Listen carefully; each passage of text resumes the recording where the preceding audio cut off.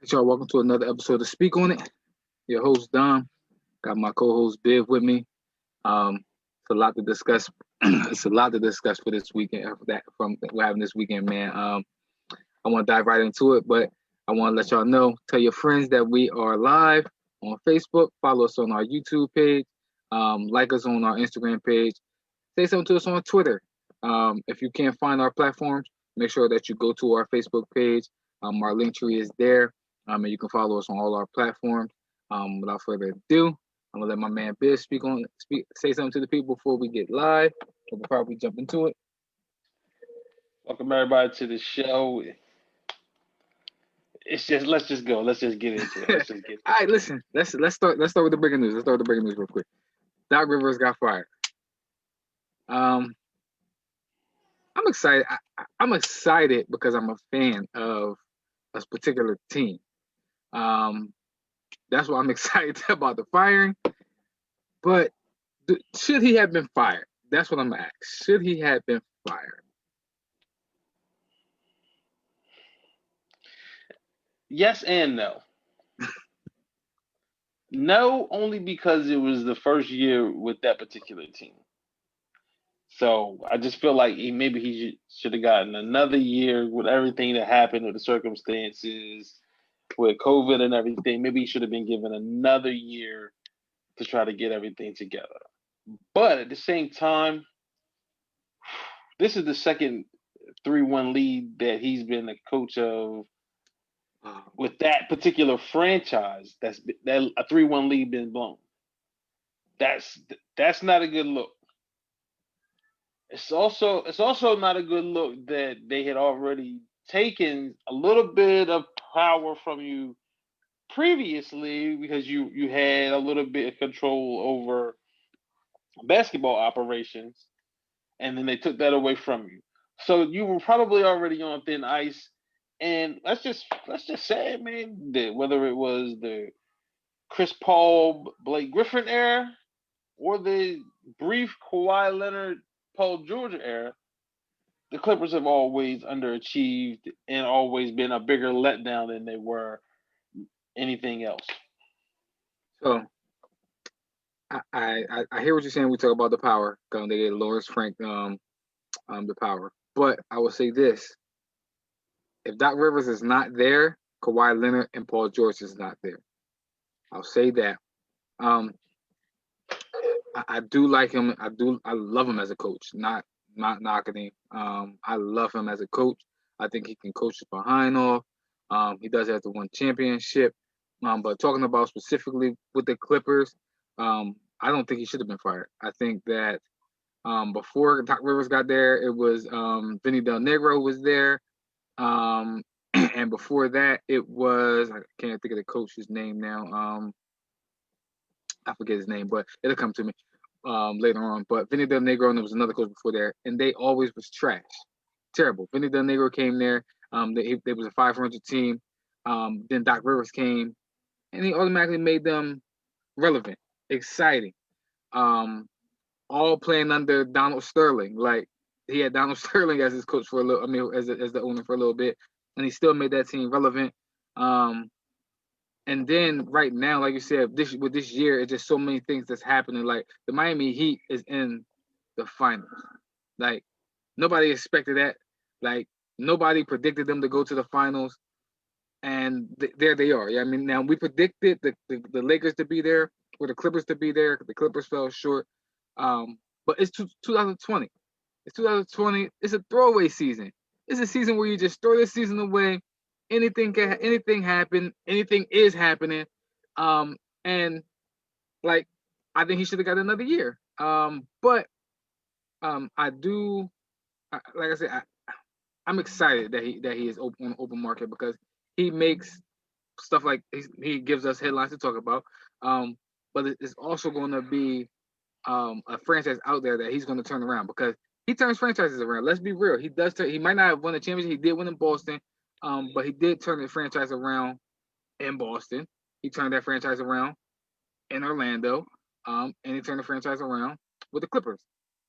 So I think that it's going to be exciting for a young team that needs that extra push to get over the hump. And maybe he wins another championship if he chooses a particular team to go to, which which is we could talk about that. But before I do that, I want to go over. I had the stat. They said because Doc Rivers was there for 7 years. He is the all-time winningest coach in franchise history through 7 seasons. He has the highest winning percentage in Clippers history through 7 seasons. And he took that team to playoffs, like I think 7 straight years. So even when they have no star, he had them in the playoffs last year. So I don't I disagree with none of think that. I think Doc should have got another chance. But I do agree with you with the 3-1s. He did. He has had 3-1 leads and he has blown them. Um, I think I don't know if that's a testament to his coaching because what I've seen in this Denver series, what I've seen, it wasn't like he didn't make adjustments. I saw at one point he even threw Kawhi Leonard on Nikola Jokic.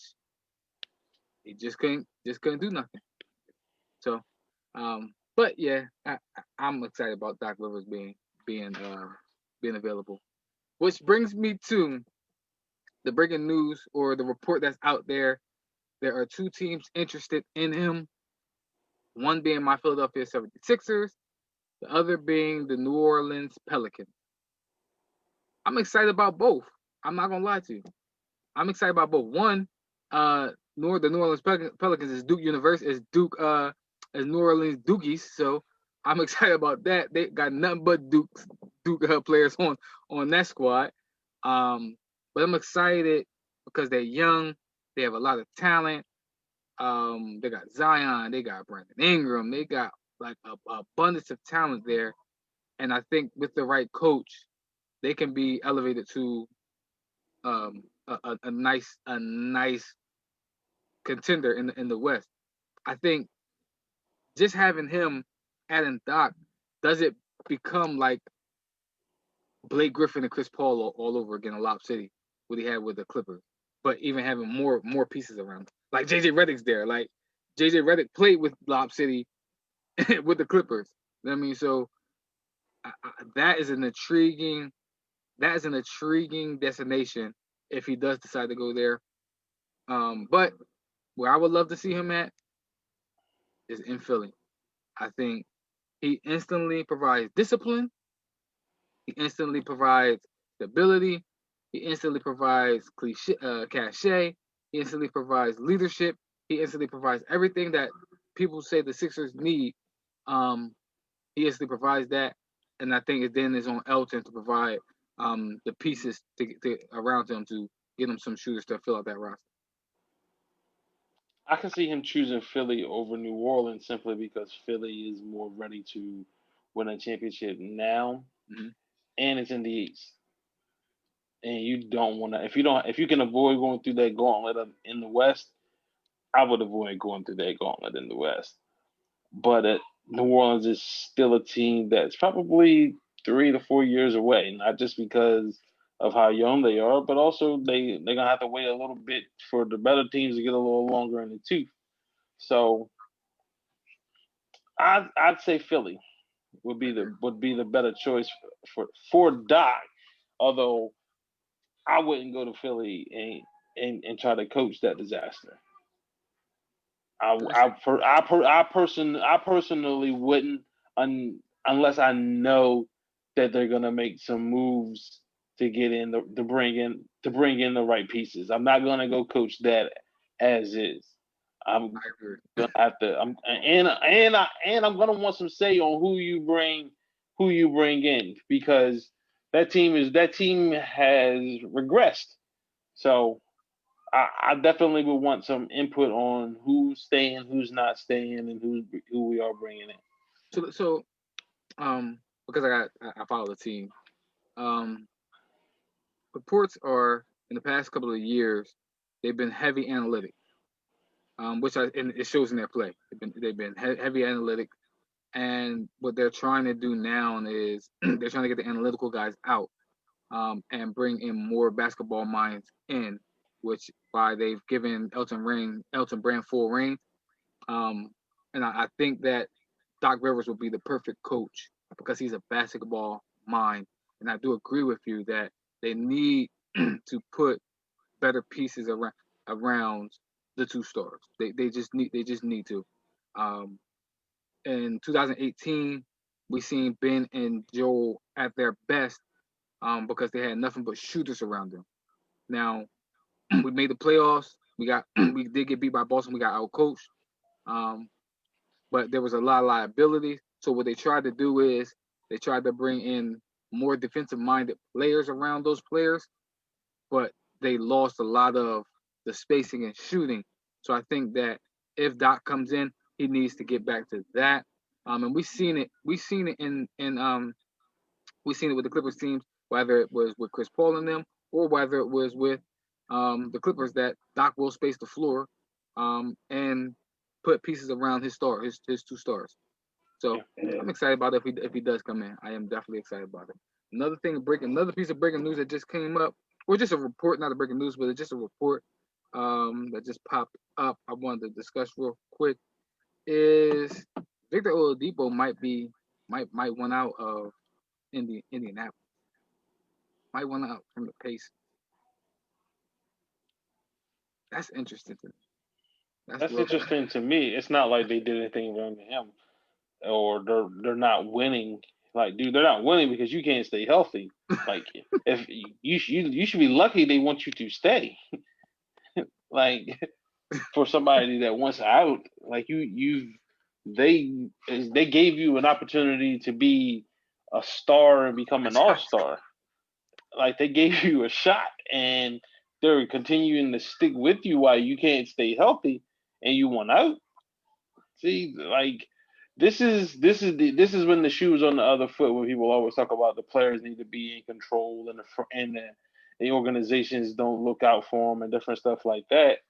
Like, these are the examples where you can say, well, the organization did everything they could for him. They're being patient. They're continuing to put the right pieces around his style of play in order for them to be successful. So, nah, I think he, I think he a little bit, I think he a little bit emotional. Now, it might have something to do with Nate being fired. That's what I was And, going to and say. now, if it's that, then just say that, but don't just say I want out. Give the reason why. I don't like the way that management is going. They didn't consult me on a fire, and they like understand. Now that's understandable. That's completely understandable. But if it's any other reason than that, I'm not feeling it. I do agree with you with um, him being emotional, probably. And I do agree with you that, like you said, they brought him in and gave him the reins. They made him the guy, um, or maybe he became the guy there. I don't. I mean, we don't know. But Nate is the only coach that he's known as far as Indianapolis since he's been a star. So I was thinking about maybe that's it. Maybe it's because Nate McMillan and him had a bond, and they automatically just fired Nate. Yeah, I mean, but like you said, that is tied to you, Vic, not being healthy. That is tied to um like him not having pieces around him.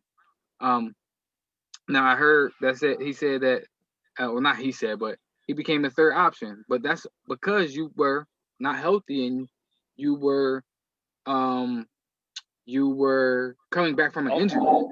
yeah, you were a liability at one point. So I I get it, but I'm just saying this.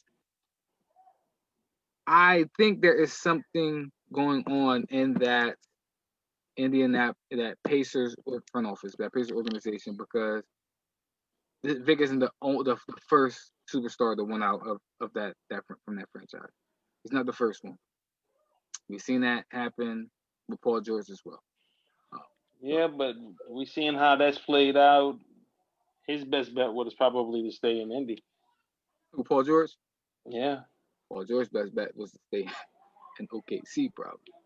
Now he was at. I feel like he was at his best in Indy. I don't know why, but like Because it was his he has, team. yeah, like he has not shone since leaving Indy. It was his team. Team was built around him. In OKC, the team was built around Russ, and in with the Clippers, the team's built around Kawhi Leonard. Now here's my thing. That since we talked about it, he brought it up. I think Paul George should be moved on from. And not saying that Paul George is not, but I just don't know if the pairing of him and Kawhi is what is needed. I think he would probably be better served playing somewhere else. Dang, some more breaking news, but we'll get there. We'll get there. God darn. When it rains, it pours. But yeah, like Paul George, maybe he is better suited with somebody else. Like, and I get it. I'm gonna bring him up, but maybe he's better suited like Philly. Yeah, I mean, where they have a big, where they can do that pick and roll. They can play off a pick and roll with him. He can be the spot up. He can be the kick out, the shooter. Yeah, I mean, where he got a lot. Like when he played with Russ, he got a lot of his open threes with Russ. Like maybe he's better suited playing with somebody like that, or maybe in Atlanta. Yeah, I mean, somewhere like that. I don't know if I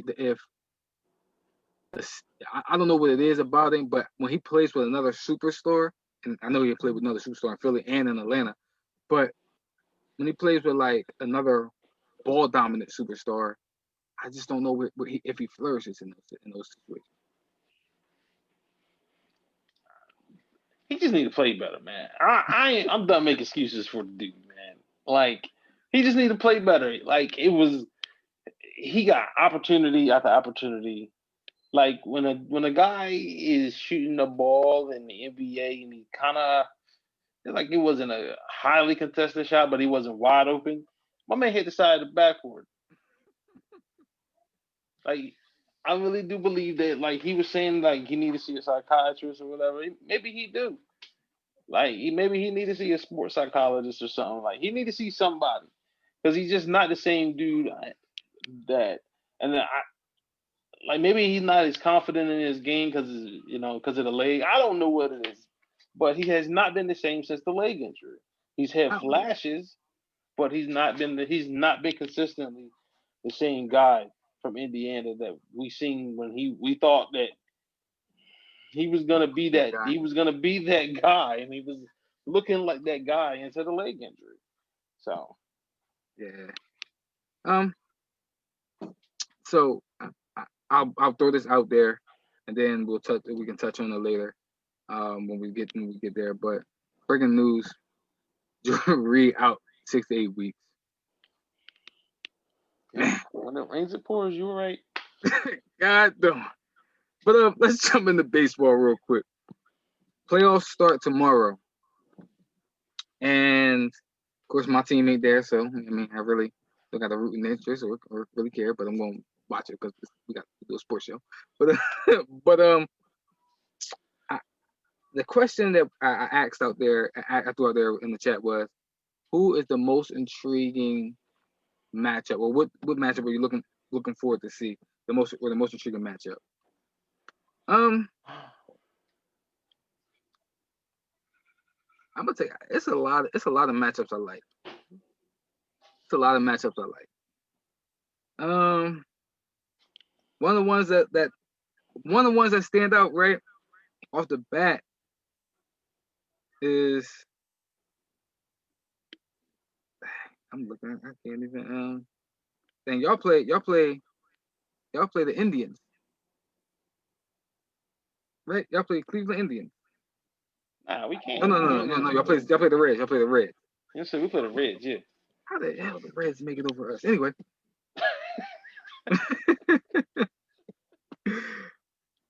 The Yankees. The Yankees play the Indians. That right there. Indians.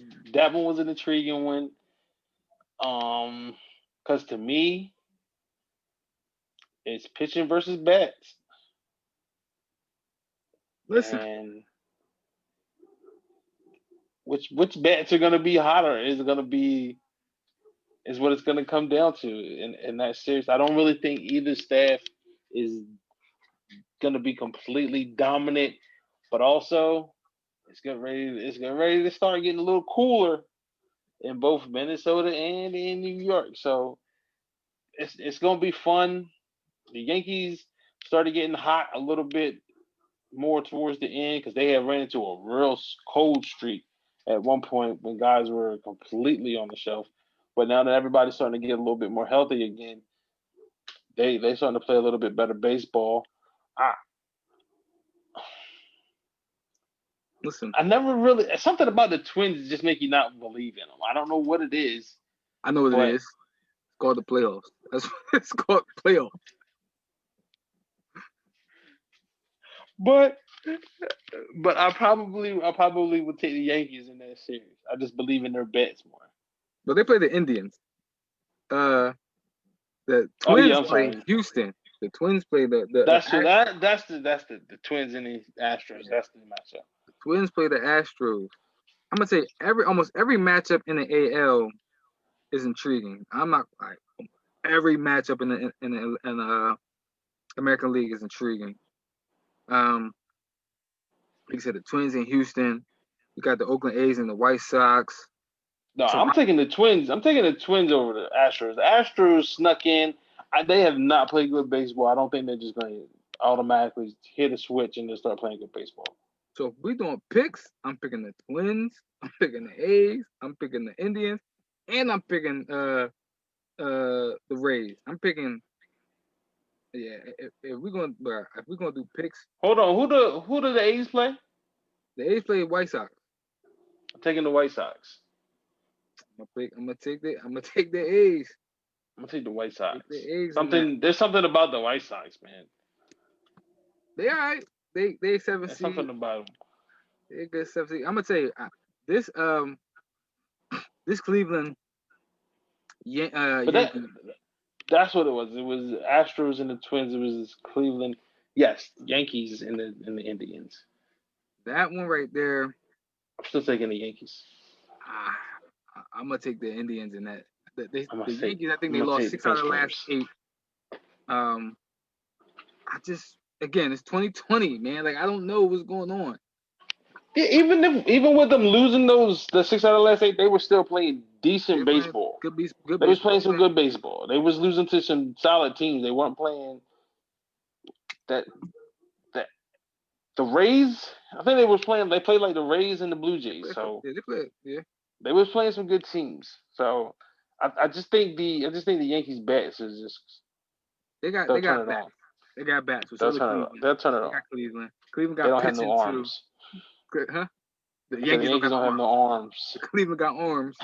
So that's why I'm gonna go with Cleveland, man. I like Cleveland in that series.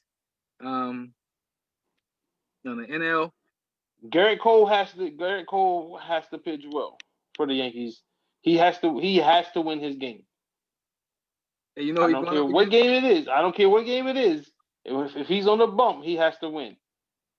He got he game one. He game one. He He's playing got to game win. one. If he's on game 1 and then he's coming back in game 4 or 5, he's got to win. That's He all that playing. matters. He going up against Shane. He going up against Shane. So But Shane can be iffy in the playoffs, man. Like the Indians, for some reason, and then their bats, man, they can go cold. They can go cold. So I don't know. It's gonna be interesting, it's but gonna I'm be gonna go with the interesting. Yankees because I picked the Yankees to do some damage in the playoffs. So It's I'm gonna gonna be take I'm interesting. gonna take the Yankees. Now these NL series, like you got, like I said, you got the Cincinnati against Atlanta. I like Atlanta in that series. Yeah, of course I'm gonna take the I hate. Braves, I hope Cincinnati but win, but I also know our playoff history too. So but who we got? You got Miami against the Cubs. I like the Cubs in that series as well, and it's not has nothing to do with the NL Heat, the rivalry. But I'm I gonna like take the Cubs. I'm gonna take the Marlins in that series. Are you serious? Yeah, man. Huh? You got St. Louis against the Padres. Give me the Cards. I like the Padres. You got this is an easy one. Milwaukee against the Dodgers. Dodgers. And the Dodgers gonna win the World Series, though. You don't think so? I guess we'll cross that bridge when we get there. I guess The Dodgers. I think the Dodgers' Achilles heel is their ace, man. Kershaw is not consistent in the playoffs, and he's not the same pitcher in the playoffs that he is in the regular season.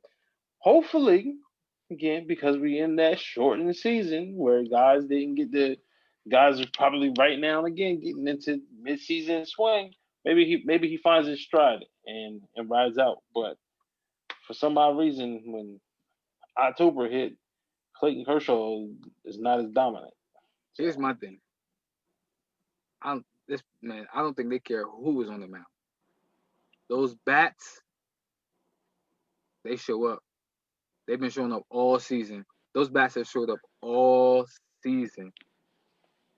yeah, They showed up all season, and they got October just can be different, and it with them is for some reason it is. I don't know why. I hope they win it. They to me of the teams that's in the field, they probably are the hungriest and the most and have the most desire because they feel like they probably got robbed for hmm one, and then two they feel like they've put in the most work and have had the toughest hill to climb as a unit as together. Even I mean even Mookie, I mean he's got a ring, I mean, but he still feel like he got something to prove because the Red Sox was willing to let him go. Yep. So He ball. He played ball this year. We didn't talk about the Rays Toronto series, but I'm gonna go with the Rays. So I'm gonna stick with the Rays. Now that's pitching. That pitching is different. So uh, that's gonna be interesting. Again, it's so many teams now with all these teams in there. It's like kind of got from each conference, confused on the playoff seedings and it's all eight that. It from was each weird. conference. It's It different was now. weird looking at. It. I'm like, hold on, man, what? I was just confused. Like the Marlins made it. God, oh, the Marlins made it, man. Shoot. Yep, that's why I'm gonna pick them in that first in that wild card series. I'm gonna pick them. All right, we'll see when we get And there. let's be honest though, when they make the playoffs, they usually win it all. To the Marlins, Yeah, they're they not. don't make it very often, but when they do, they usually win it all. So, We'll see, man. We'll see. They listen. They was a super up and down team. Super up and down team this year. but they benefited. They benefited from missing all of that time at the beginning and then having to make up those games. Like they did benefit from that. They hmm benefited from it. So, I don't know if it was strategic or not, but all right, let's talk about um the finals. Let's talk about the finals. I know you picked LA. And me, you talked about this a little bit on Sunday. I know you picked LA to win it all. That's who you like. But like I told you, maybe the Heat is a team of destiny right now. Man. Maybe that's just the team of destiny. Like nobody picked them to be here. And even when they made trades, people said they're a piece away. They're a piece away. They're not ready. They're not this year. And what they did, swept Indiana, gentlemen sweep Giannis and them, and then they beat Boston. Like maybe they're a team of destiny. Maybe because listen, I thought Indiana was going to beat them in the first round. I'm not going to lie. I thought Indiana had the guard play. I thought that the Heat didn't have the wings to play, to stick with Vic, to stick with Michael Brogdon. I didn't and to play T.J. Warren. I didn't think that they had enough. I'm gonna be honest with you.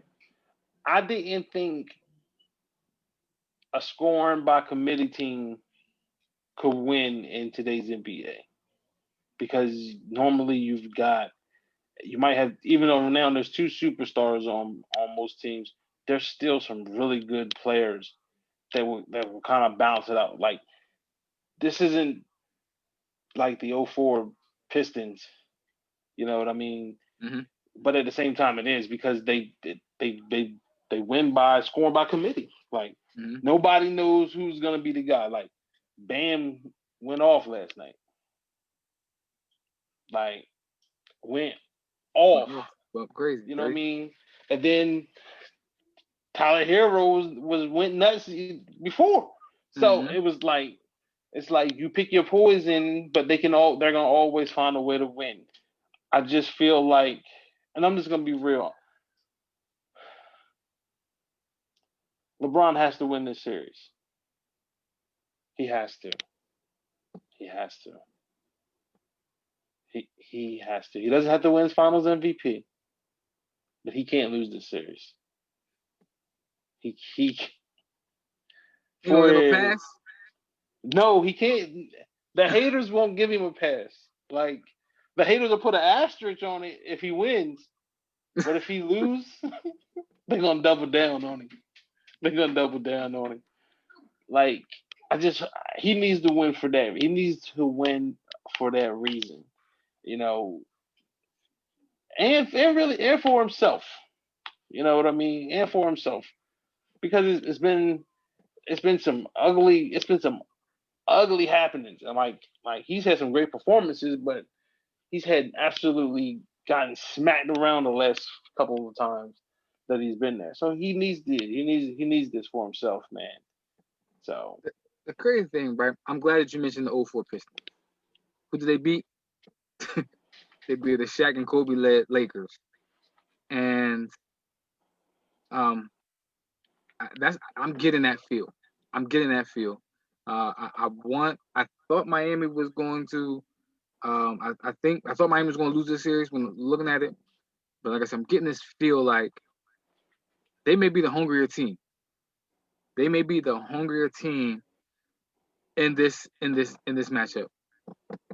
I got a bunch of dogs. They don't care who scores. They don't. They don't. They just want to win. And the matchups are crazy. If I'm being real, the matchups are crazy. You got Bam versus. I'm gonna tell you this: if they play Dwight Howard at the 5 and him against Bam, I think that might be a problem for Dwight Howard. I think if you put AD on Bam, I think that might be a problem for AD. I think those two are will even each or cancel each other out. I think they got a lot of bodies they can throw at LeBron. They got Andre Iguodala. They got Jimmy Butler. They got Jay Crowder. They got a bunch of people they can throw at LeBron. And who the heck is going to stick these shooters? Who going to stick these shooters? That is the intriguing matchup to me in this series because we can talk about the Lakers' size. We can talk about that, but like this nigga throw bigs out there too. The he can throw bigs out there, but the thing that is going to be intriguing to me in this series is how the Lakers break this zone. That is what's going to be intriguing to me. How the Lakers break this zone because the Lakers don't got shooters. They don't have shooters, and it's going to be interesting to me. And I'm gonna tell you, go ahead, LeBron. I will go ahead and sit out there and shoot threes all day. Anthony Davis, go ahead and shoot them jumpers all day. That's what I want you to do. I think it's gonna be an interesting series. I think it's gonna be a long series. I think it's gonna be a long, hard series. I just think I think LeBron and Rondo with Jason Kidd on the sideline figure out a way to beat that zone. Too many, too many basketball minds. They might start out slow game one. They might even lose game one, but they're gonna figure it out. Too many basketball minds over there to not figure out that zone. I don't think the problem is gonna be on the offensive end. I think the problem for them is going to be on the defensive end, just because with the way that Miami runs their offense, it's not a pick and roll offense. It's a motion offense where guys are moving around fluidly. So everybody has to be playing defense and locked in focus for 24 seconds and not, the first 8, 10 seconds like they were against Houston, and not just ball watching and worried about pick and rolls with Jamal Murray and Jokic. Now you're going to be worried about pick and rolls with the Dragon, but you also got to worry about Jimmy Butler cutting and moving. You also got to worry about Andre Iguodala cutting and moving. Then you got to worry about Tyler Hero taking you off the bounce or catching and shooting a three. Duncan Robinson catching and shooting. So there's a lot more moving parts with this Miami offense. So I think the Lakers will struggle a bit down the defensive end, but again, too many basketball minds on the sideline. They'll figure it out. I'm gonna tell you, I think they were in close games with Denver. I think Denver's inexperience is what caused them games in those close games. If it's a close game with Miami, my bet is on Jimmy Butler. I'm not gonna lie, bro. If it's a close games, if it's close games in Miami, I'm not gonna bet against Jimmy. I'm just not. I'm not gonna bet on him. Bet against him. I've seen it. He's proven it to me. Every series in any close games, Miami finds a way to win. Like I said, it just seems like they are the hungrier team. Now I know LeBron won his fourth. I know he won it.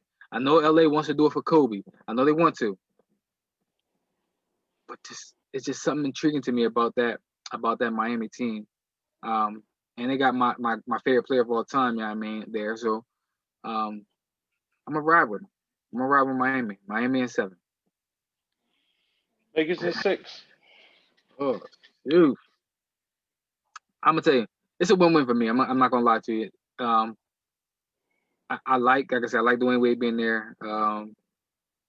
And if the Lakers win, as much as I hate on LeBron, I am going to say that I do hate on LeBron. He's a great dude, man. Great. He's an all-time great as far as player. But he's an all-time great, just philanthropist. I mean, he's an all-time great person. So LeBron, while I do root against him, he makes it super hard to root against him.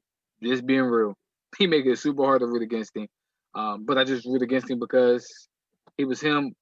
For years, it was him and D Wade battling. When he came to Miami, I rooted for him because I wanted D Wade to get his chips. Then I rooted against him because he was going up against Steph Curry. And again, that's why I root against him, because I don't want him to have more rings than Steph and Dwayne Wade. So that's why I root against LeBron, but he make it super hard, man, to root against him. Okay. So, moving forward, right? I want to talk about the college, man, these college games. I want to talk about so I said a couple things that intrigued me, or a couple of things that stood out in Saturday's games. So the first thing that stood out to me, LSU lost. First thing that stands out to me. They lost it. Well, we'll get that. Well, yeah, we'll talk about the LSU. Well, I'm gonna say the two teams in the top 10 losing. Those things stood out to me. Oklahoma losing to Kansas State, and LSU losing to I forget who they lost to. Mississippi State. Those things was intriguing to me. I can't say Oklahoma, because Oklahoma lost them last year, so I can't really say it's like I'm surprised that they lost. Yet it was still intriguing to me because it was opening weekend for SEC football, and to have those two teams go down in the first week in the SEC football, that's eye-opening to me. I also thought Auburn. I also thought Auburn was going to lose. I thought Auburn was in a tough game as well. That's eye-opening to me. But SEC football, and for it to be kickoff weekend, the games were good, and I think that those two teams going down and even though Oklahoma is not a SEC team, that well shoot, we could talk about the Pac-12 opening weekend too, and how that looked as well because Texas was in the battle as well. So just to open the weekend with the some of the games, with the conferences, those things stood out to me. But LSU stood out to me the most because they're the defending champions, and they lost to that team, and they look like they're gonna struggle all year. I'm not gonna lie to you. Honestly, neither one of them was that surprising to me. Um, one LSU, when you lose all that talent, they were overrated. There's no way they should have been a top 10 team. They was just being nice because you're the defending champ. You can't lose all that talent. Even if Jamar Chase is there, they might have played better. They might have even won yesterday, but it would have been an ugly win. But there's no way they should have been the number 6 team in the country. Um, Now the other side of that it was Mike Leach's SEC debut. Debut, yep. And now we talk about LSU. I expected them to struggle offensively. Defense is plug and play. They're gonna have the 4-star and the 5-star athletes on that side of the football, and you guys are constantly rotating in on defense more than so than offense. So there was guys on the defensive side that has had a little bit of experience, but that air raid offense, Mike Leach, he got something. He gonna get SEC talent, and he's gonna have that scheme, and receivers are gonna want to come there, and quarterbacks are gonna want to come there. So as long as they can be halfway decent on defense, Mike Leach is gonna open it up on offense, and he gonna put up numbers like he always do in every other league. As far as Oklahoma, what can I say, man? That's what Oklahoma. That's big. That's Big 12. That's Big 12. That's Big 12 football, man. They were. It would be something different if they got blown out. They blew a big lead. You know what I Come mean? back, They yep. blew a big lead. They was running away with it. It looked like it wasn't going to be a contest. And Yep. the next thing you know, Kansas State just kept chipping away, chipping away, chipping away. And the next thing you know, they were winning. Like, I'm not saying that I think Oklahoma, they'll be fine. They'll be fine. They just gotta, as usual, they gotta find a way to get some stops when they need to get stops. Get off the field when they need to get off the field. That's the same thing with Oklahoma. They'll blow somebody out, and then they'll be in a close one, and then they'll blow somebody out, and then they'll lose a close one because they can't get the stops. Unfortunately, they ended up losing a close one before they normally would. So I'm with you. So back to the LSU game real quick. Derek Stingley didn't play, who's probably the top corner in the nation. He is the top corner in the nation. He didn't play. So I think that defense will look better once you have your top guy back, and you'll see them play a little bit better. So I would say that Derek Stingley didn't play, so LSU is going to look a little bit better. But I'm with you. When you lose all that talent, I think 13 starters, Jamar Chase opts out. That's 14 starters. Like almost your whole offensive line, almost your whole offense is gone. Your whole offense is gone.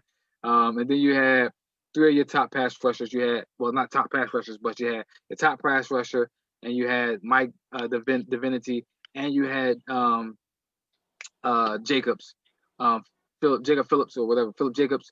He gone. They're all gone. You know what I mean? So they're all in the pro NFL. Those are pros that you lost. So I'm with you. They shouldn't have been. They shouldn't have been the top. You lost the Doak Walker Award winner in Grant Delpit.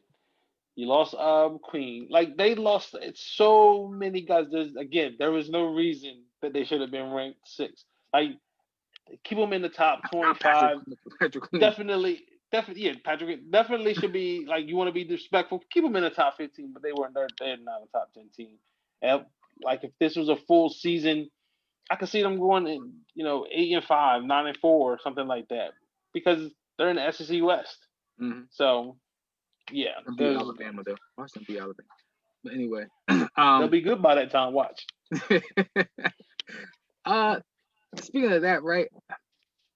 I know Alabama played. Who they play? Ole Miss. Missouri. Missouri. They played Missouri. I know they beat up on Missouri. Um, Mac Jones is Mac Jones the guy? I want to. Not he looked good. I'll say that Mac Jones looked good. Those wide receivers look good. So that's gonna be intriguing. I mean, to take over for Tua, um, you got Jerry Judy you lost, and you got Henry Ruggs you lost, and then his measuring stick. It doesn't matter how he plays against anybody except for two teams, LSU and Auburn. That's it. He can look good against everybody else. If he stinks up the joint against either one of those teams and they lose, then everybody's going to say he's not the guy. That's the those two teams are the measuring stick. So he can play. He can even play bad against a few teams. Tennessee is going to be much better this year. So that third Sunday, and that third Saturday in October's game is going to be real interesting. Even though it probably won't be the third Saturday in October. But anyway, it's going to be Alabama is going to be fine. They're going to be fine. They get the luxury of Auburn supposed to be down again. LSU's in a rebuild. It looks like the SEC West might be in a complete rebuild, so they might be other than them. So they should they should be fine until they got to play somebody from the East, whether it be Florida, Tennessee, or Georgia. And Georgia did not look good but I'm Saturday. gonna tell you, I'm glad you brought up. I'm glad you brought up a couple teams, right? So, um, Auburn won. They did win on Sunday. Bo Mix he looked all right. But I thought, like I said, I thought they was probably gonna lose that game as well. Um, for a minute that was close. But that team that you talked about, that team you brought up, man, Florida, that team looked good. I ain't gonna Yeah. lie, that team looked Let's good. let's ask this question: Are they the best team? Are they the best team in the state of Florida? Florida, Yeah, no, they're not the best team. They're not the best team in the state of Florida. They're not. the best team in the state of Florida. No? The best team in Okay. the state of Florida, I told you on Sunday who the best team in the state of Florida is. Probably the best team in the You, nation. I told you who the best you. team. They're I'm not you. going. I'm not going. I'm not going to the best team in the nation They're yet. I'm probably not the going best team in there the yet. I'm not nation. going there yet. I Listen, think. I think their quarterback gives them an advantage that they haven't had in a while. You and I, we were talking about that. They finally have that quarterback, that that that game changer. You know, so they've been waiting on it. They've been waiting on it, and Florida State's not good. Let's just put it out there. Florida State's not good. But when Florida State's not good, you're supposed to beat Florida State 52-10, and that's what they did. that's what they did. So, so they handle business the way they were supposed to handle business because they are supposed to be that good. Hey, I'm They with beat you. they I'm beat with you. Louisville. They And this smacked is and this Louisville. is and this is just my Florida. This is just my Florida hate talking. But yeah, I'm with you. The U is the best team in the state of Florida. Listen, they good, man. I'm looking at that team like, man, like they got a beast tight end who gonna be a top 10 pick, who gonna be a beast. They don't even have their best player on defense. They only got their best player on defense in Miami. So I'm like, man, that team, that's a good, scary team right there. And then De'Aaron King, who I picked to be my Heisman winner, he looking good. But listen now, Florida, I'm with you. Like that team looked good. Quarterback, I said, oh, wait, he gonna be Joe Burrow all over it? Like, the way he demolished that team. I said, yeah, the boy good. It's gonna be a good season for Florida. This is not going to be one of those years where Alabama. It's going to be the Alabama Invitational for the SEC championship. I don't believe that. I believe that the Alabama runs through the West, but I do believe that there's going to be a very good team waiting for them in the SEC championship game. I agree. I definitely agree. Whether that is Florida, whether that's Tennessee, even though I wasn't really impressed with Tennessee's win, they won. They did their thing. They did what they were supposed to do.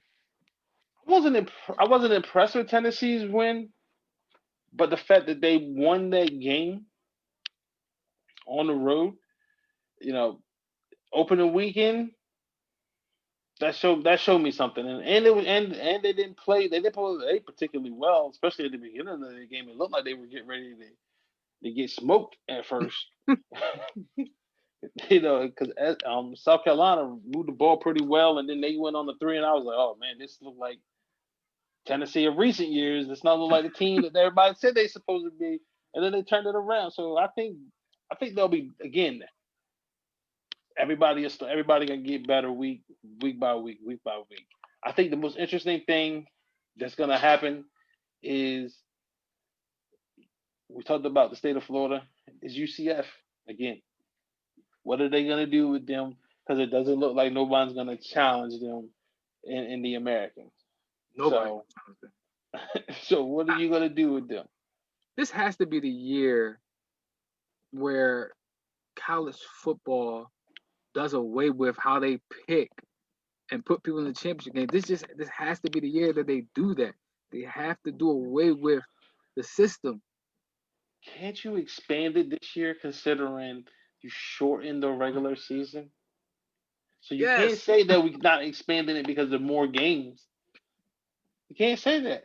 And like they have one of, regardless of the year, it could be a regular year. You have to expand it just to give a team like that an opportunity. You have to. Now they might get smacked, but at least we know that you put them in there, you gave them a chance. They get smacked. Okay, but you put them in there. But what if you put them in there and they smack Alabama? Like, Because it's not like they're going off to these bowl games and getting smacked around. They're competing and winning these bowl games against Power Five schools that are putting their best product on the field as well and competing and trying to win. So it's not like they're just like, man, nah, we didn't care about it. It was just another bowl game. No, y'all trying to prove that that team don't belong with y'all, and then they're playing and and they competing doing with it. you. And they So doing it. Um, I'm just looking at the schedule. I'm reliving the schedule. Dang, Pittsburgh beat Louisville. I yeah, totally, Pittsburgh totally is glanced good, over that. man. Pittsburgh is good. Pittsburgh is real good. Uh, Another intriguing team in the ACC. Pittsburgh.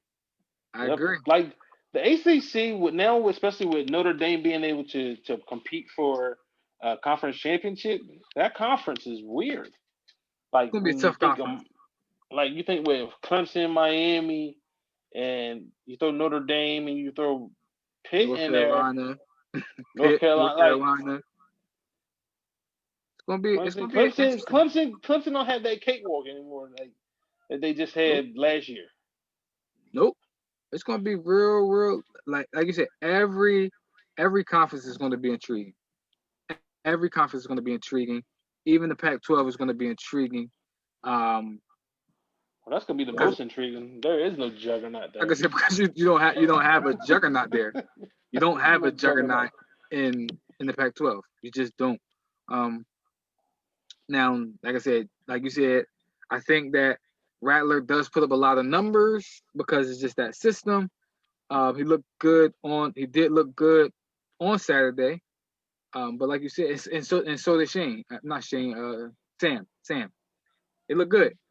But like you said, I've come to know them to lose big games, blow big games. So that is going to be real intriguing. But more intriguing to me is what we talk about. I don't know how they're going to do these playoffs. Again, just put them all out there. I Throw it out hope they there. expand it, man. You have to. Everybody else did something to expand their playoff system. Major League Baseball, the NBA, the NFL. Come on, college football, man. Expand this You playoffs got to for do us. it. You have to. You have to expand these Give us playoffs. what's wrong with more college football? Nothing. Nothing. Come on, Nothing. man. Get yourselves together. And again, when you can put, I know they love the history, the tradition, the bowls, whatever it is that they love it. But listen, you can still have that, right? You can if you put more teams in there, say Penn State, the number 8 versus the number 1 in this thing, that's a bowl game. And the winner of that is the winner of that bowl game. You know what I mean? Then you move on to a champion. Like, you should do that. It's very easy to do. I don't know why they make it so difficult. Listen, I'm intrigued. If they expand it, I'm intrigued. My boys, I think Big Ten football starts what you said, the 24th. 24th. Yep. I'm excited about that. Can't wait to talk about that. They got the rankings that came out. So I'm excited. Penn State number 10. I'm excited. So, but yeah, the games that stood out to me, man, we talk about it. One player that stood out to me this weekend was running back from Kansas State, Deuce Vaughn. That boy a problem. Kansas State, they are known for turning out small, fast, shifty running backs, and I think they got another one on their hands. And Vaughn, he looked good. Like I said, Florida State quarterback. I'm not Florida State. Florida quarterback, Trask, whatever his name is. He looked good.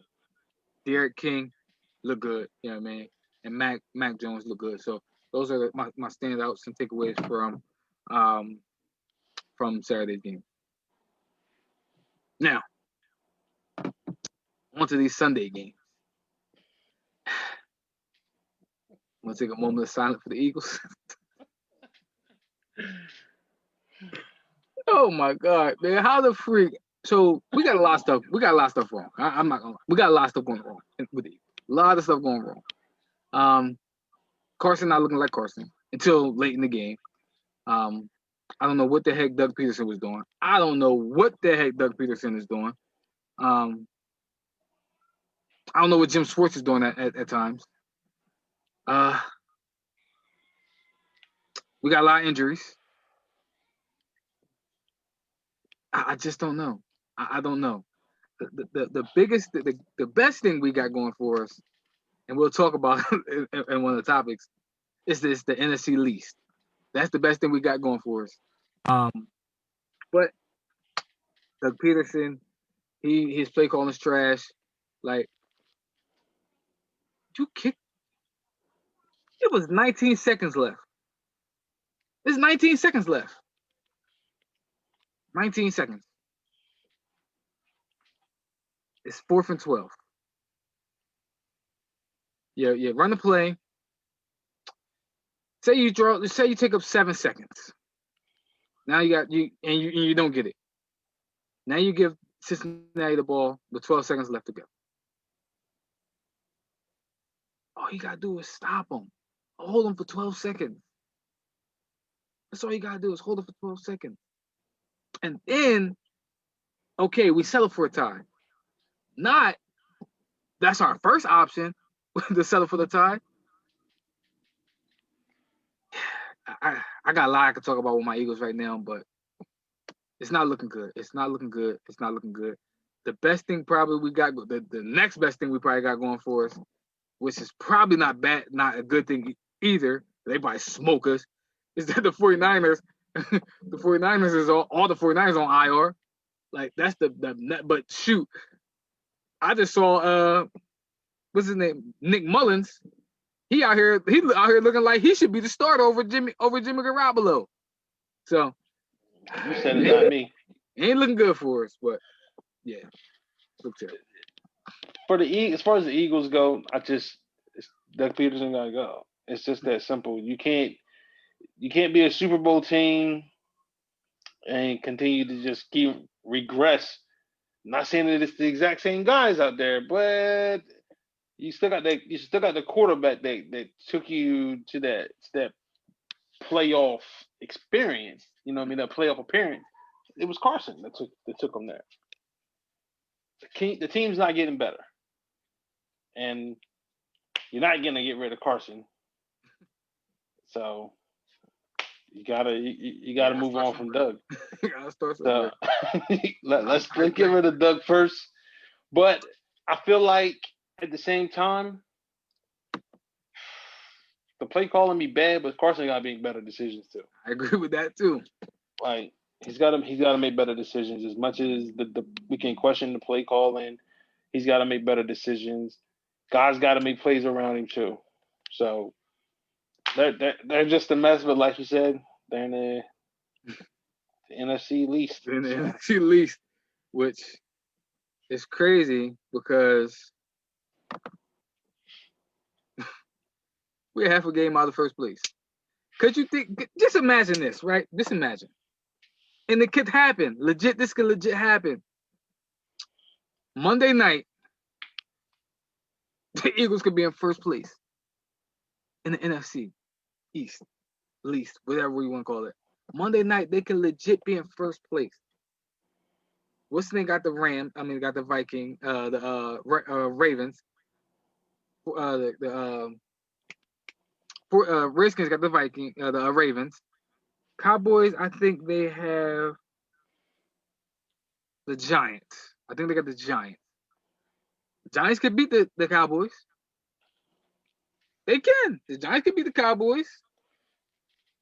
The Giants can't beat the Cowboys in the NFC East battle. I'm gonna be honest with you, and I said it jokingly yesterday on Facebook. I was like, the Washington football team is the best team in the NFC East. They're not. Although the Cowboys are 1-2, they played the best football. They have. They played the best football. Yeah. And that was a good game. That was a good game yesterday. Yesterday, yes. Now the game should have been a bigger. That was terrible. That's terrible. And we'll talk about the Falcons in a moment. We'll talk about the Falcons in a moment. But the Cowboys that game should have been a blowout, honestly. Mm-hmm. If DK Metcalf doesn't have a mental fart, that's another touchdown.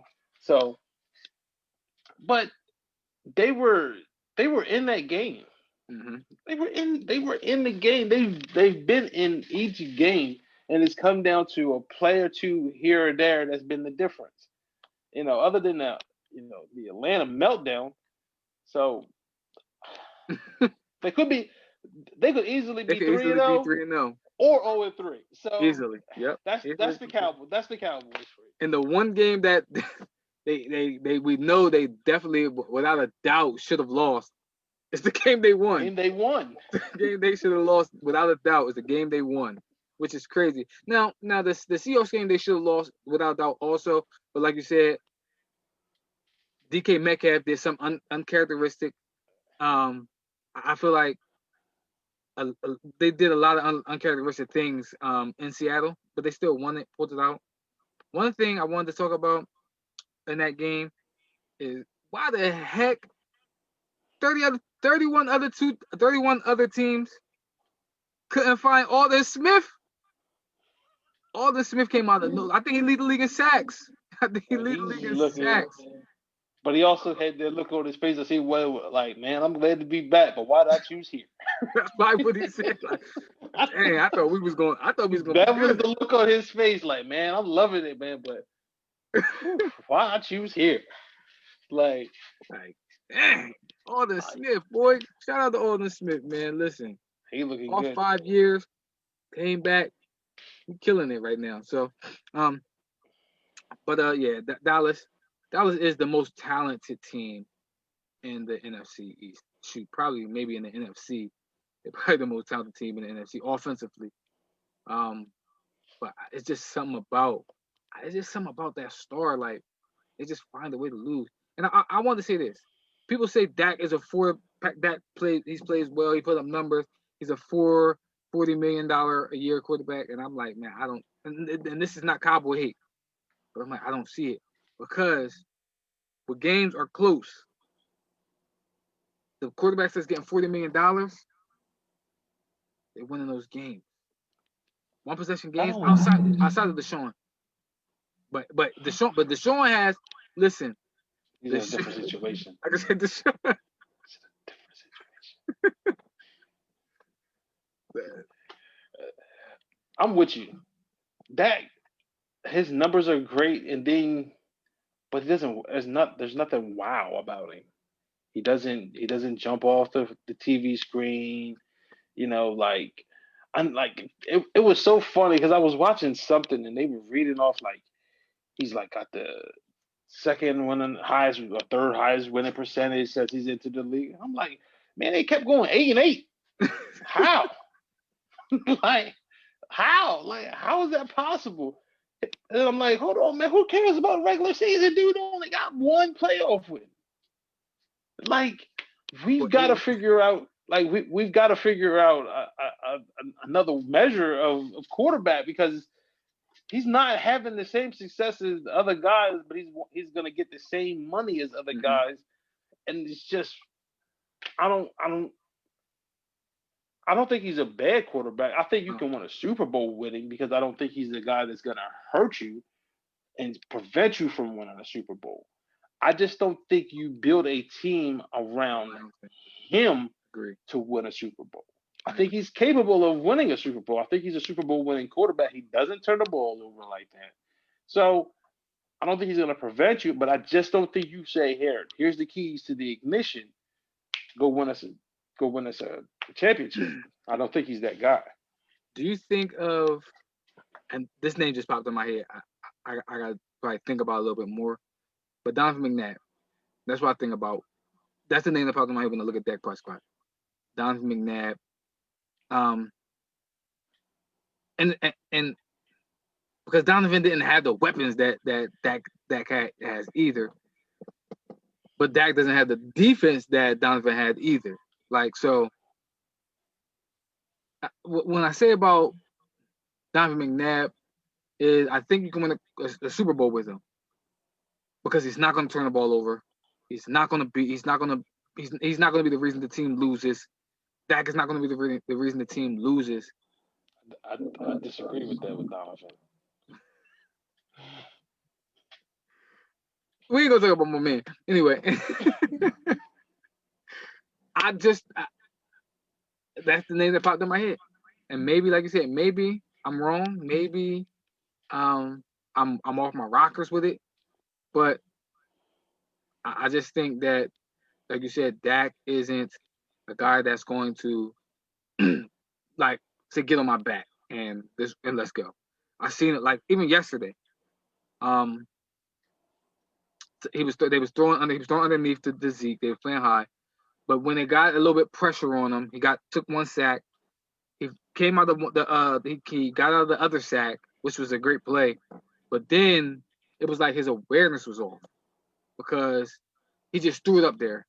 He just threw it up there and intercepted. It got an interception, and that ended the game. Where it was only third down, and if he just threw that ball away, rethink or refocus, they got another play, and then they can get a better. They can have take another shot.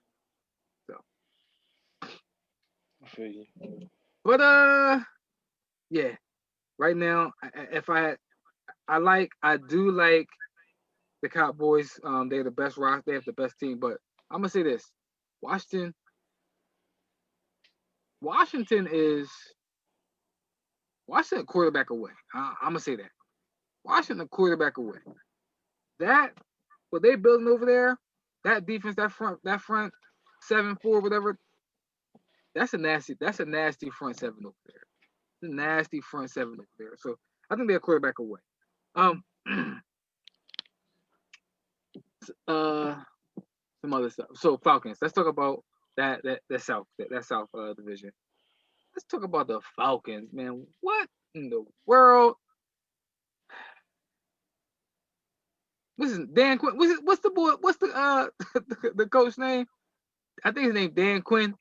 Whatever his name is. His name should be former Atlanta Falcons head coach Dan Quinn. That should be that.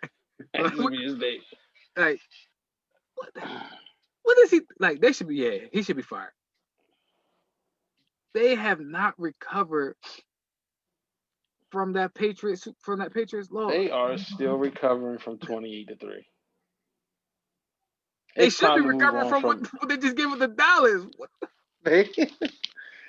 But to do it right back the next week, not 2-3 weeks, the very next week you gave up another big lead. And I was looking at the game like, man, the Falcons look like they got themselves together, man. They got themselves together. Nick Insert Foles leads Insert comeback. Nick Foles leads comeback, bro. I'm like, one, Nick Foles made an earlier appearance than I thought he would, and two, the Falcons did it again. Like, maybe they try to get him fired. Maybe they like, man, what else do we got to do to get this guy to get ourselves a new head coach? I'm gonna tell you, I thought Ty was gonna make a bigger difference. But this is what I'm gonna say. I'm gonna start a campaign here on Speak on It. Free Julio, man. Free my man Julio. That's what I'm gonna say. Free Julio. You wasting that man career, and you probably wasting Matt Ryan's career. Like, I don't think Matt Ryan's a terrible coach, terrible quarterback. He puts up numbers. I think if you put him in, like, if he in Washington right now, they might be 3-0. They might be 3-0 if he in Washington right now. Free my man Julio though, definitely. They wasting that man. Hey, Bill O'Brien, you want to redeem yourself? You better call Atlanta and ask for Julio. He'll ask for Julio and Matt Ryan for the Deshaun Watson. Definitely, probably. Yep, Philly PA ties. That's definitely what's gonna happen. I always liked him in PA and Boston College. I like it. Yeah, I legit don't know what's going on in Atlanta, man. I legit don't know what's going on there. That's organizational to me. That's organization. Weird, super weird back-to-back weeks to blow big leads like that.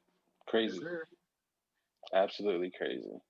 So the Panthers got their first win, which was a struggle. I thought they was going.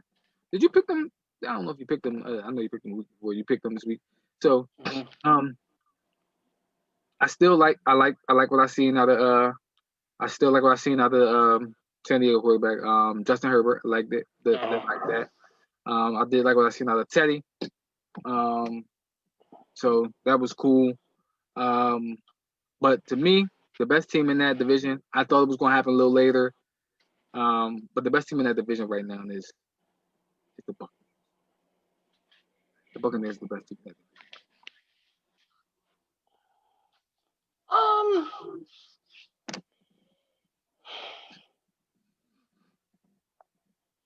I think the jury's still out on the Saints. They lost last night, but I was more impressed with the performance last night than I was with the performance Monday against the Raiders, who lost to the Patriots, by the way. But I thought Alvin Kamara, that's why you pay that man. That's exactly why he was one that hold up, because you need him. But I thought Drew Brees was okay. I thought he played pretty good. He's still missing Michael Thomas. He's still needing, of course. 100%, yep. And it was just Aaron on the other side was just too much, man. Too much. Aaron Rodgers and Aaron Jones was just, that combination was just too much last night for the Saints. But I still think the Saints' experience and the continuity being together for as long as they've been together will be too much for the Bucs. This is why I think the Bucs are the best team in that conference or that division, is because if one of their pieces go down, they'll still survive. If Mike Thomas goes, if Mike Evans go down, the offense is still going to survive. They got so many pieces. And then we seen like yesterday, like Tom Brady he was hitting everybody, like Chris Godwin, Mike Evans, Scotty Miller. I seen the LaShawn McCoy sighting out there. He hit Rob Gronkowski. He hit OJ Howard. Like, he has so many pieces. And the thing that puts the Bucs over the top is, I think the Bucs has the number one defense right now, or their top 5 defense right now. That's going to be scary, because Tom Brady he's not in rhythm with all those pieces yet, so he's going to get that later on. But if that defense can hold him in, and again, going back to that Bucks Saints game, the defense did their job. They held Drew Brees. They had Drew Brees rather all game. It's the pick six and the other pick that Tom Brady threw that cost him that game. Tom Brady don't make those mistakes, and the defense they holding up. So that's why I think the Bucks the best team in that division right now. So you mentioned the Raiders losing to the Pats. I want to talk about that division real quick. First, I want to say this: the whole Jets team, throw them away. Throw the whole Jets team away. Throw the whole team away. They need to tank for Trevor. Tank for Trevor. That's what they're doing. That's what they're doing. They're doing their best to win the Trevor Lawrence sweepstakes. Yeah, they definitely got to tank for Trevor. Like Sam Darnold just ain't it.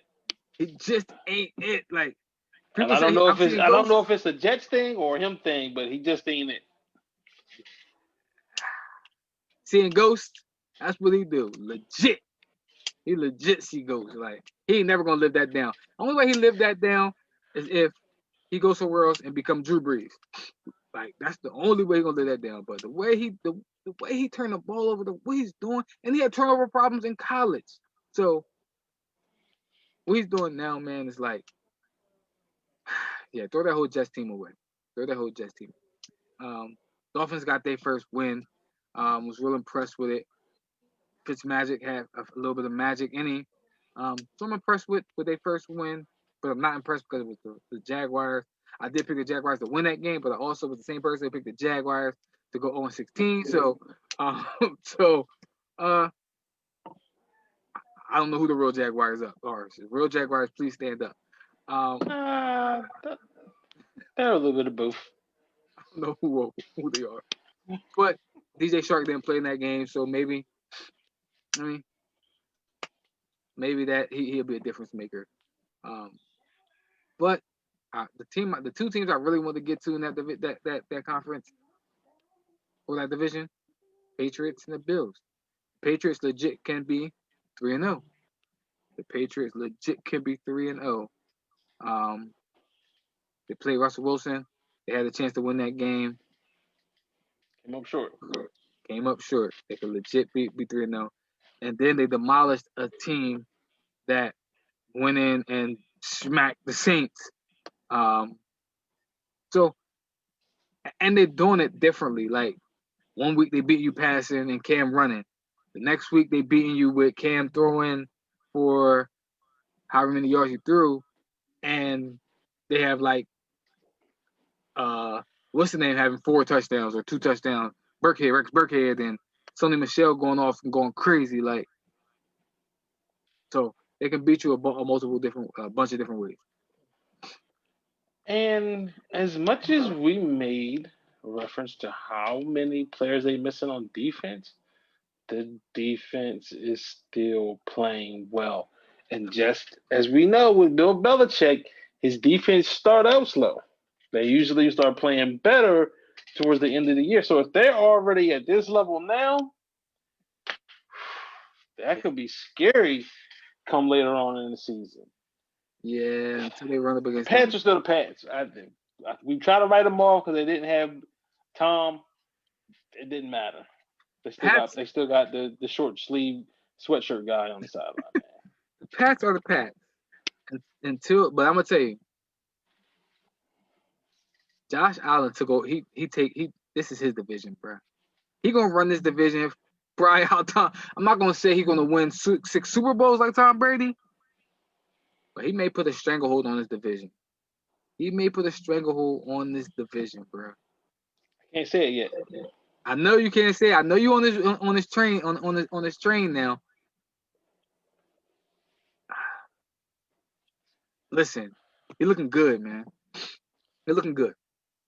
I know I picked Buffalo to win it. I know I picked Buffalo to win the division. But it's getting now they got a sweep. On New England? They got to sweep New England. New England, bro. They're going to sweep. They got to sweep. They got to sweep New England. They're going to sweep New England. They have to. Their defense has not looked good the last 2 weeks. I agree, but That has not been the that's what I defense. said. Josh Allen may have, but their defense has been their calling card. That is what they have been relying on. Bill Belichick is going to game plan to take away your best asset.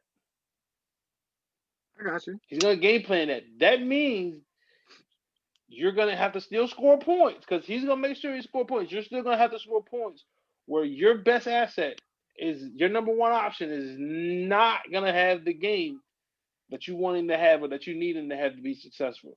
Can your number 2 and your number 3, your number 4 options step up? I seen it yesterday. Look at it. Stephon Diggs had 2 catches. Josh Allen had 5 touchdowns. Yeah.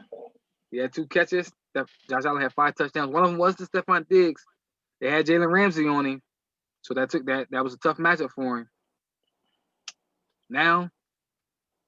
That was a nice Buffalo day in September. I'm talking about a cold winter day night in New England or in Buffalo. Josh Allen. I'm with you. I ain't got no problem with Josh. I don't have no problem with Josh. I've never believed in the weapons around him. You know what I mean? Even now that they got the number 1, you're seeing the difference that the number 1 makes. But big game, are they ready for that? Are they ready for the big game? You got to see it. With the pressure on yet, where Cam's been to a Super Bowl and the Patriots are the Patriots. Are the Bills going to be the Bills and the Patriots are going to be the Patriots, or is it going to be a change of the guard? That's my only concern. Because think about it. Last year they were there. They were there. Last year they were there. They were right there, and they came up. Not yet.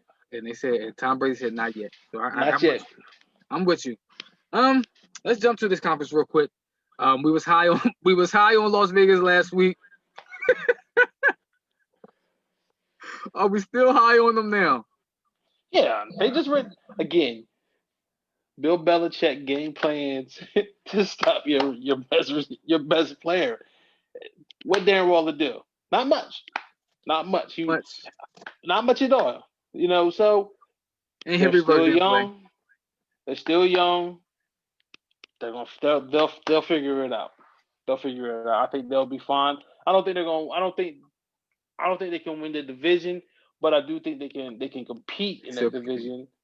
They can still compete in that division because I don't think Kansas City will be consistent offensively or defensively.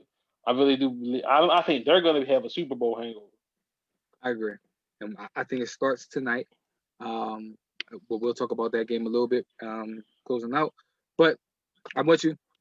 I'm still high on Las Vegas. You're not gonna win. You're not gonna go 16-0. You got to lose a couple games. I think they have a bounce back game. And we'll see what they made of, especially playing in the division. Who the heck wants the AFC South? It's the Titans team. It's the Titans. Did we say, was we high on the Titans? I gotta go back and look at my notes. I picked them. I picked them to win the division. I wasn't high on them. I'll never be high on Ryan Tannehill. And I needed Derrick Henry to show me that he wasn't Eddie Lacy and Trent Richardson. He wasn't that 1 or 2 hit wonder Alabama running back. So, but he looked good yesterday. Ryan Tannehill made some throws when they needed to make some throws, but they also were playing the Vikings. So that's the Titans. That is the Titans division. Again, I'm gonna say this real quick, then we can move on from that division. Free my man Deshaun. Free my man Deshaun, man. Yeah. Did you watch that game yesterday against the Steelers? I watched it. Free my man Deshaun Watson. He did make one bad play. He made a bad play. He made a bad play, but he almost was in a position where he didn't have a choice all night long. well, all day long. Man, he was under duress all day long. I'm like, goodness gracious, man. I didn't think he was gonna make it. I didn't think he was gonna make it. He was getting up slow. It was like, whew, son, this isn't the place for you. This isn't the place for you. Free that man, bruh. Like, you ain't give him no offensive. I mean, you did give him offensive line help. I'm not gonna say you didn't. You did bring in Tunsil. You did bring in, and you drafted offensive lineman. They just panning out. They're not panning out right now. You took away his best option, and that's what we're seeing. We're seeing that. But Fremont, I thought they was gonna win that game in the beginning. I'm not gonna lie. I thought they was gonna win that game. Yeah, they looked good at first, and then they didn't anymore. When do you run the ball? When you traded your best player for a running back, and you don't utilize them. You don't utilize the person you traded your best player for. Anyway, but that's the Titans division to lose. Browns looked good yesterday, but they did play. They did play. Yeah, they look good. That running attack nasty, bro. The running attack always looks good. Nasty. Yeah. The running attack always looks good. They just gotta stick with it. That's what they gotta build the team around. Is that. They have to build a team around running the football. You might have to run it. You got two guys back there that can handle 15 to 20 touches apiece. That might be the route. That's their route. That's what they should do. Don't put that thing in Baker's hands. Stop it. Like, stop throwing the ball. Like, stop it. Yeah. Build that team around them two monsters, man, and go. Because you play action games is what's going to be their calling card. Running them two and play actions. If you feel like me personally, I might move Odell for some picks. I don't even care what picks. Just get some picks, just so we can get him out of there, so we don't feel like we have to throw him the ball. Throw him the ball. Like, I feel like Landry, he'll be fine. Mm-hmm. And they got a couple other wide receivers. Yeah, I feel like Jarvis will be. Yeah, Jarvis will be fine. He's not that diva-ish like Odell is. Like, he'll be fine with 8 to 9 targets with 4 to 5 catches. He'll be fine with that. That's not gonna consistently be good with Odell. I think Landry will be fine with it, man. Move Odell. I wouldn't even care what I get in return. Just get him out. Just get him out of here, so we don't feel like we have to throw in the ball. Let's get these two guys behind Baker the ball as much as we can. Let's get our defense and keep our defense fresh and off the field. Like, no, man. Let's go. Right now, dropping back with Baker Mayfield 35, 40 times is not going to get a job. It's not the key to success. You got to run those two monsters. So that's why I said they look all right. Even though, again, like I said, it was against Washington. But when they dropped back, those pass rushers was on Baker's behind. And that's why I thought that game would be closer than it was. So, I mean, it was the final score wasn't indicative of what how close that game was. It wasn't. Bengals look good. I ain't gonna lie to you. They look good as well. Joe Burrow looked good. We should have won the game. But Joe Burrow looked good. Steelers. I'm not impressed with them right now. I'm not impressed. They won the game. I'm impressed with that defense. That defense, I'm impressed with. I'm impressed with the defense. The defense is good. I don't know what Big Ben. I don't know if we're gonna have if Big Ben's gonna get back to where he was. So not really impressed with it. The other boys Steelers can't run the Steelers right now. That seems like they're running the football consistently, but their passing game isn't consistent, and that's odd for them because they do a lot of play action. So yeah. I'm trying to get through these other divisions. Get to these divisions. What division did we talk about? NFC West. We haven't talked about that already. Oh yeah, the NFC West. Briefly touched on the NFC North because talked about the Bears a little bit. So NFC West. I think Seattle is the best team in that division, but I don't think it's head and shoulders like how I thought before. I don't. Well, actually, I thought that the Niners was the best team in that division, but with all their injuries, I don't know if Seattle is the hands-on favorite to win that division. I don't know. That defense looks suspect. That running defense is solid. I picked the Seahawks to win that division, but I wasn't that high on the Niners, and I wasn't that high on the Rams either. But through 3 weeks, I feel like the Rams have been the most impressive. Even though they lost yesterday, I still think they have been the most impressive through 3 weeks. Seattle, to me, even with Jamal Adams, that pass defense is not that great. They last in the NFL.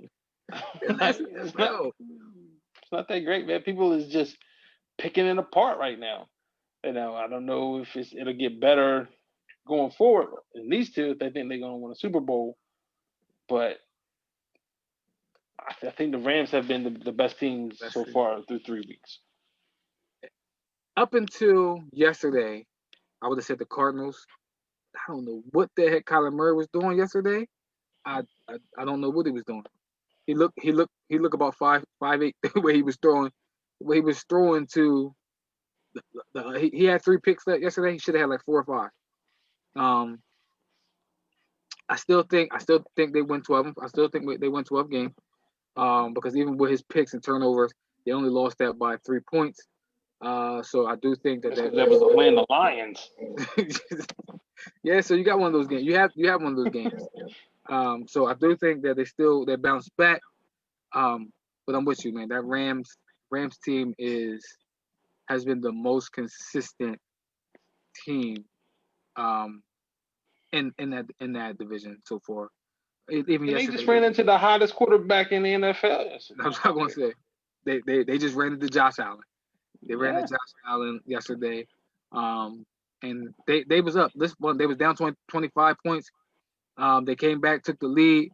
Josh Allen came down and does what he does. Since he's entered the league, he has the most fourth quarter comebacks in the NFL. He does what he does. He came back and won the game for him. So yeah, man. I agree. The Rams is solid. That's a solid team. NFC North. I mean, NFC North, right? Bears division. Yeah. R.I.P. the Vikings.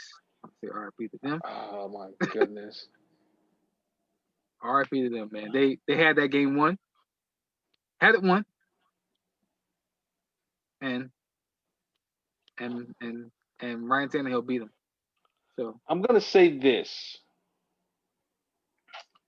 We've played baseball now pretty much for a whole regular season and the entire NBA season and 3 weeks of the NFL. The Vikings have been the most disappointing team in professional sports, man. They have been the most disappointing team in professional sports. Because you was high on them. You picked them 13-3. You picked them to be the best team. So I'm gonna say this, and you can't. And people can't say, "Well, they lost Stephon Diggs," because Justin Jefferson went off yesterday. He went off yesterday. I just don't know what it is about them right now. Dalvin Cook went off yesterday. I know what it is. I know exactly what it is. It's the defense. I was getting ready to say they, as bad as Kirk Cousins was last week, and he was terrible last week. The defense has been terrible all 3 weeks. Yep. The defense is causing the Vikings games because they had that game won. I thought they had that game won. And that's supposed to be their strength. That's their calling card. That's when your head coach is a defensive guy, that's probably gonna be your calling card. And I know he's probably going crazy, like what in the world? Because it's not that we don't have pieces. We might have young corners, but we're not young anywhere else.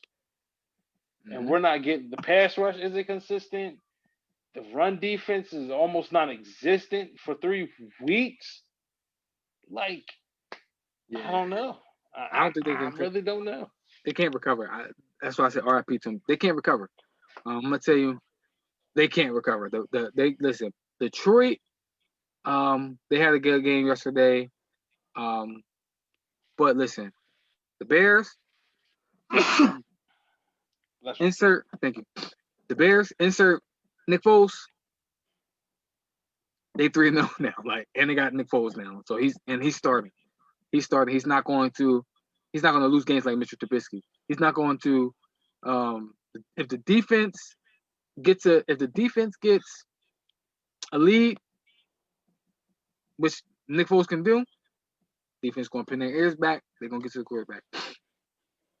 And the Bears run the ball. So I think, man, like, Minnesota's done. Like I said, They're done. Minnesota's done. They're done. They're done in the division, and they still need a miracle to make the wild card. The wild card, yeah, they're gonna need a miracle. Now, to me, who's the best team in that division right now? I know people won't say the Packers. I know this. The top 5 defense, top 5 offense. Packers are looking real good right now.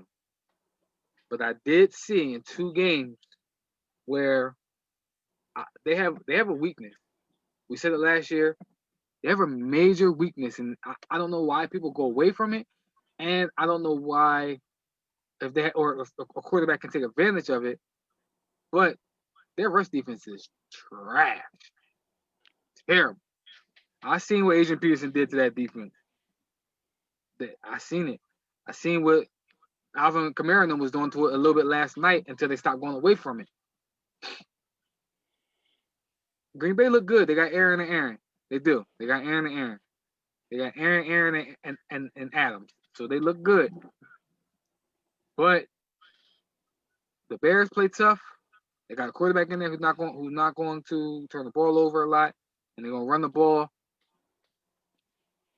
I picked the Rams. I gotta go back to my notes, but I think I picked the Vikings to win that division, but they cooked now. I picked the Packers to go 8-8. That's gonna be different. But the Bears might got something. I'm not gonna lie. Yeah, I'm with you. I picked the Vikings to win that division too.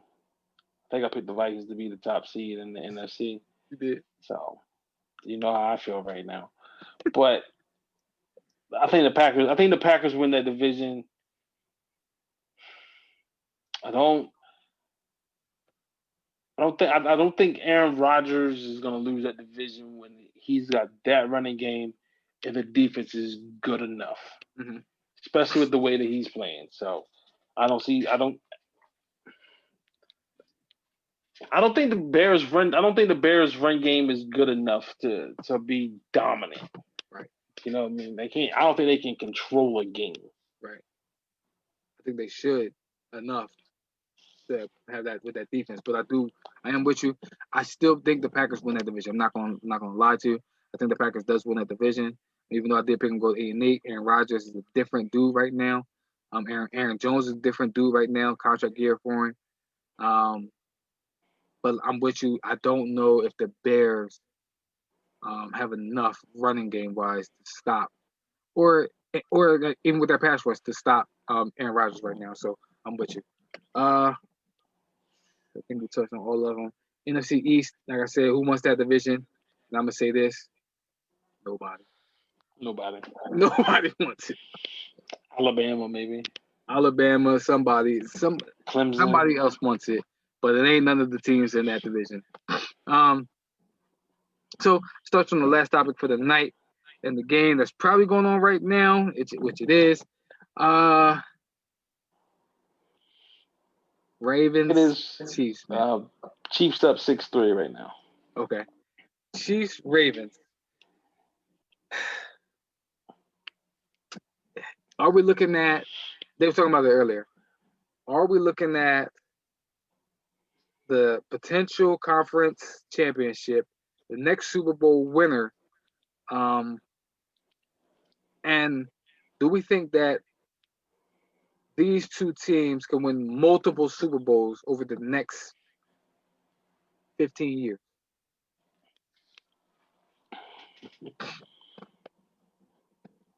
I'm gonna say yes to. I think it's a potential playoff matchup. I'm not gonna say AFC Championship game. Okay. I'm gonna say a playoff matchup. But yes, I do believe both of these organizations, because of the way that they are ran, can be looking at potential multiple Super Bowls over the next 10, 15 years. Yes. I was reading something earlier. They said this has the potential to be the greatest quarterback rivalry of all time. And I agree. I agree. They both young, they both MVPs, they both talented. This can because they say Tom Brady and Peyton Manning is the greatest quarterback rivalry of all time. This has the ability to top that, and I think it will. I think it will. The Ravens disappointed last year because they didn't meet them there, but I don't think they're going to disappoint this year. I think that's a tough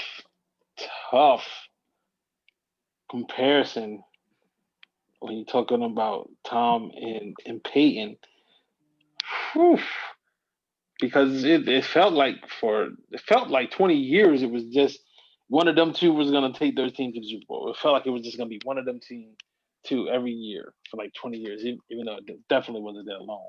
But it felt that long. Listen. I don't know about I think Lamar 23. It does have the potential. It does have the potential to be that way. The only difference is it's not gonna be your traditional quarterback play.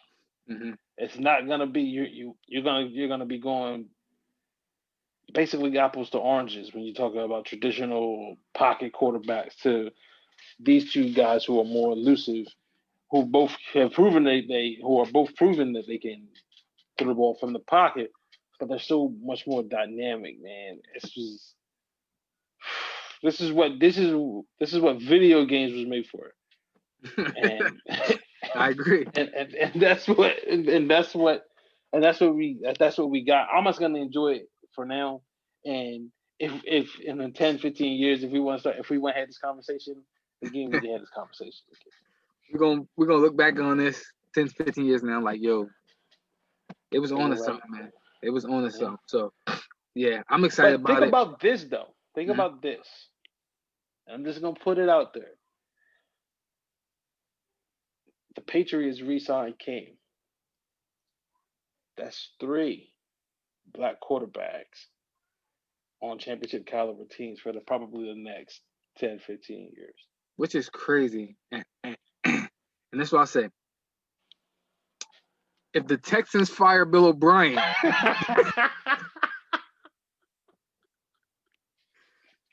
oh, and we forgot another one. But you said in the AFC though. But you said in the AFC, right? Yeah, I was just saying in the AFC. So if the Texans fire Bill O'Brien, that could be 4. That could potentially be 4 black quarterbacks that we can be talking about on championship caliber teams for the next 10 to 15 years. And that's just the AFC, because if we go over to the NFC, I can name at least two more. So it's crazy. That's our show for the day. Final thoughts. I'm gonna say this: it's a good time to be a black man in sports. Not in America, but in sports. It's a good time to be a black man in sports right now. So I wanted to show some black love, man, to just the black community. Like, we got some good things going. You know what I mean? And I love that. Like I said about LeBron earlier, he makes it tough for you to root against him. He is one of the black men that is leading the charge in our community, that stands up for our rights and stands up for the things that are unjust to us. So my final thoughts is pay respects where respected. Respect those who earn respect. You know what I mean? Show respect to those who do deserve it. You know what I mean? We can talk about all the sport hate and stuff like that, but like Chris Paul, there's a lot of black men who are out here doing things, and they deserve respect. They deserve to be honored, and that's what I wanted to do. I wanted to show respect and honor to LeBron and them, and also just people who not just them, people who are out there doing things for the black community. I wanted to shout out those people and say we see you, we appreciate you guys, and we love you for doing what you're doing, and keep doing what you're doing. Absolutely. My final thought is on LeBron, man.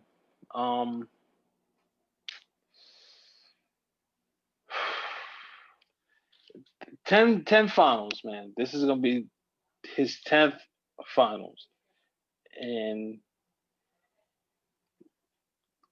we're not gonna call him. I'll never call him the GOAT. I'll never call him the GOAT. I'll never ever call him the GOAT. I just don't think he has done enough, in my opinion, to match MJ's career. You know, but I'm not even gonna get into that debate. For me, it's just about appreciating who he is, regardless of this outcome.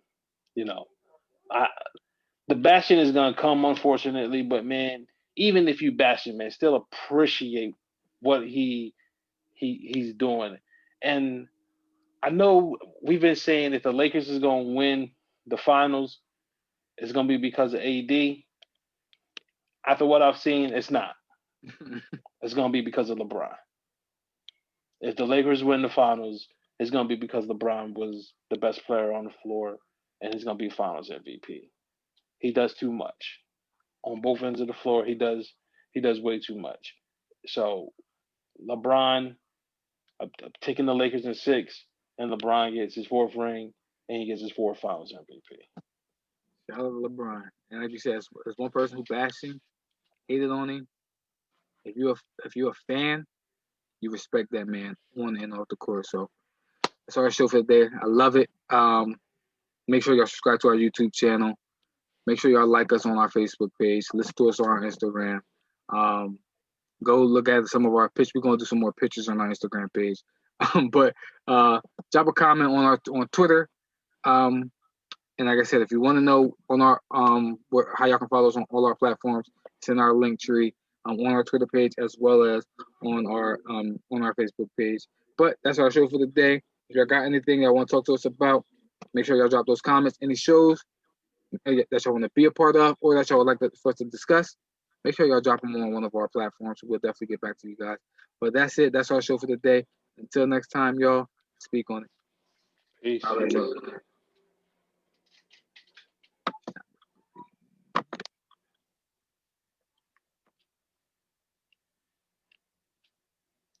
All right, good brother.